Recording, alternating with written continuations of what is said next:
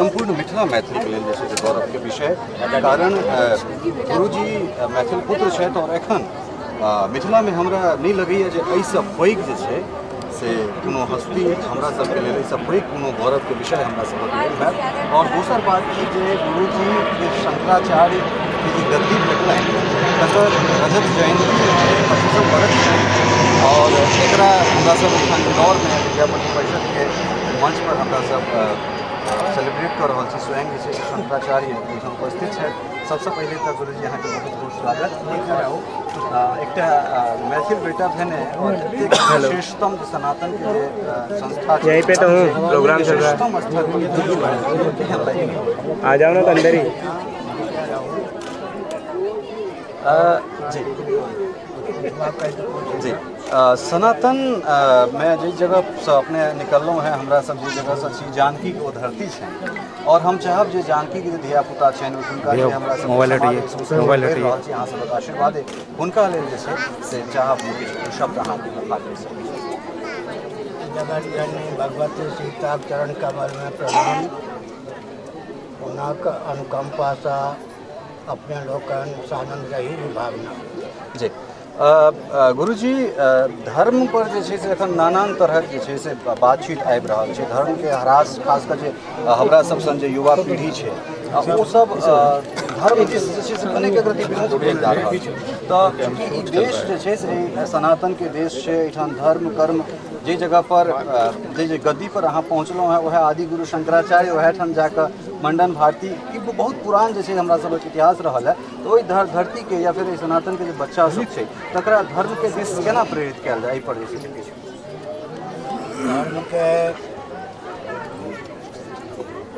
धर्म को जब अधिकारी की प्राप्ति नहीं होती तो धर्म का विलोप तो नहीं होता, व्यावहारिक धरातल पर धर्म शिथिल होता है।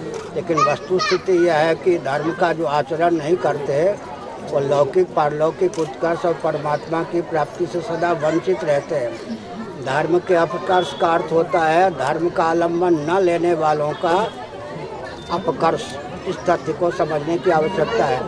पूरे विश्व ने एक स्वर से धर्म को उपेक्षित किया है, जबकि दार्शनिक वैज्ञानिक और व्यावहारिक धरातल पर भी इस रॉकेट कंप्यूटर एटम मोबाइल के युग में धर्म की उपयोगिता मान्य है।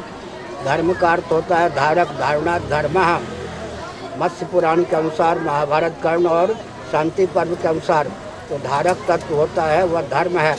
मैं एक संकेत करता हूँ कि पृथ्वी कब तक है जब तक उसमें निसर्ग सिद्ध गंध नामक गुण धर्म की प्रतिष्ठा है। जल कब तक है जब तक उसमें निसर्ग सिद्ध रस नामक गुण धर्म की प्रतिष्ठा है। तेज कब तक है जब तक उसमें रूप नामक निसर्ग सिद्ध गुण धर्म की प्रतिष्ठा है। वायु कब तक है जब तक उसमें स्पर्श नामक गुण धर्म की प्रतिष्ठा है। आकाश कब तक है जब तक उसमें शब्द नामक गुण धर्म की प्रतिष्ठा है। महाभारत में कठोपनिषद में परमात्मा को धर्म कहा गया है क्योंकि सर्वधारक सर्वाधिष्ठान परमात्मा ही सिद्ध होते हैं। यह भव्य धर्म का नहीं बल्कि भूत सिद्ध कोटि के धर्म का स्वरूप हुआ। यज्ञो दानम तपस्या पावनानि मनीषिणाम यज्ञेन दानं तपसा न सकेन ब्राह्मणाम विदिशन्ति। इन वचनों के अनुसार यज्ञ दान तप के द्वारा देहेंद्रीय प्राणांतःकरण का शोधन होता है। व्यक्ति मानवोचित शील से संपन्न होता है। धर्म का फल क्या है उस पर ध्यान केंद्रित करने पर पूरा विश्व धर्म के प्रति आस्थान्वित हो सकता है। एक व्यर्थ करी प्रसिद्ध पंच पुराण का यह वचन है। धर्म के परिपालन से क्या होता है? लौकिक उत्कर्ष होता है, पारलौकिक उत्कर्ष होता है और परमात्मा की प्राप्ति का मार्ग भी प्रशस्त होता है। धर्म के स्वरूप और महात्म्य से अपरिचित होने के कारण, अनभिज्ञ होने के कारण धर्म को कोसा जाता है। वास्तव में धर्म को कोसने वाले सबके द्वारा कोसित होते हैं, कुपित सबके कोप के पात्र बनते हैं। धर्म के अपकर्ष का अर्थ है धर्म का पालन न करने वालों का अपकर्ष। वह अपकर्ष पूरे विश्व में तांडव नृत्य कर रहा है। एक सेकंड इतना समय नहीं है। एक सेकंड चूँकि बजरंगबली मिथिला भागिन छथिन और अखन बजरंगबली पर जे छै से बहुत रास चर्चा भऽ रहल छै जे बजरंगबली के नाना तरह तऽ हमरा नहीं लगे जे अहाँ सब पैघ शायद केओ गोटा हेता हुनका विषय में बजला। आखिर बजरंगबली के क्या राजनीतिक हथियार बनाया जा रहा है? ऐसा है कि हनुमान जी दलित नहीं दलितोद्धारक छथि। पूरी भगवान सा वेद विज्ञान प्राप्त कलन संग संग वे भगवान वो भगवान शिव और वायु के अवतार सच कांधे मूंद जनेऊ सागर कोई भी दलित का लक्ष्य में चरितार्थ नहीं है। इसलिए भगवान हनुमान जी को दलितोद्धारक कहना चाहिए, दलित कथमक नहीं। यह तो राजनीतिक प्रमाद है। इसके लिए इस प्रकार अनर्गल प्रलाप करने वालों को पश्चाताप करना चाहिए, क्षमा मांगनी चाहिए। अंतिम सवाल, दरभंगा एयरपोर्ट के शिलान्यास भऽ रहल छै, एम्हर योगी जी जे छै से अयोध्या में एयरपोर्ट राम के नाम से बनाबऽ जा रहल छै, तो हम चाहब जे प्रधानमंत्री चूँकि अहाँ के चरण में आबि कऽ बैसै छथि स्वयं, तो हम चाहब जे दरभंगा एयरपोर्ट के नाम जानकी के होय, ई अहाँ घोषणा करी। जब आप चाहिए होगा, आपको पता होना चाहिए कि नरसिंह राव के शासनकाल में ढांचा टूटने के बाद रामालय ट्रस्ट की संरचना की गई थी। मेरे अतिरिक्त मान्य सभी वैष्णवाचार्यों ने, शंकराचार्यों ने क्रमवित होकर हस्ताक्षर किया था। उसका लक्ष्य था नरसिंह राव के हाथ को मजबूत करना, साथ ही साथ श्री राम जन्मभूमि स्थल पर मंदिर के साथ मस्जिद भी आमने सामने अगल बगल में बनना।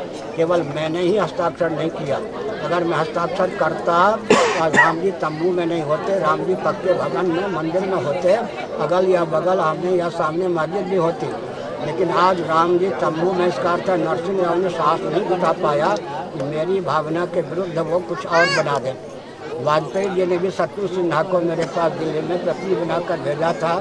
शील की सीमा में वाजपेयी जी का एक ही वक्त में संदेश था, शंकराचार्य पुरी से मेरा अनुरोध है कि वे मंदिर के साथ मस्जिद भी बन जाने की अनुमति दें। मैंने कहा कथमक नहीं। मुसलमान सज्जनों को यह विचार करना चाहिए कि हिंदू और मुसलमान के नाम पर देश का विभाजन हुआ, फिर भी हिंदुओं की उदारता के अब तक 3 मुसलमान सज्जन भारत के राष्ट्रपति पद पर नियुक्त किए गए हैं, एक उपराष्ट्रपति पद को विभूषित कर चुके हैं। अरब राष्ट्र बांग्लादेश, पाकिस्तान ने स्वप्न में भी इस प्रकार की उदारता का परिचय नहीं दिया। बीपी सिंह के शासनकाल में एक मुसलमान सज्जन भारत के गृहमंत्री बनाए गए। नरसिंह राव के शासनकाल में एक मुसलमान सज्जन सुप्रीम कोर्ट के चीफ जस्टिस बनाए गए।